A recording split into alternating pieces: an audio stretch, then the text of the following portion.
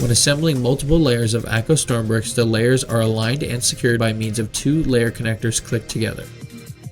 For this video representation, we have used more layer connectors than typically recommended to highlight the fitting of the connectors to the half modules.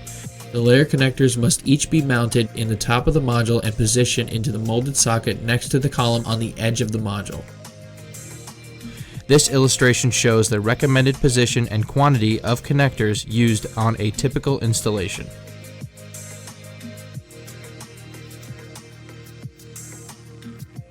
Layer connectors are used if two or more layers of ACO StormBrixx are installed.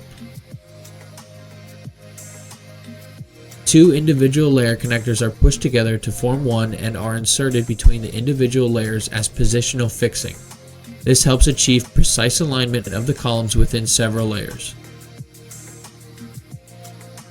No layer connectors are required if only one layer of StormBrixx is installed. For more information on ACO StormBrixx HD and SD, visit acostormbrixx.us.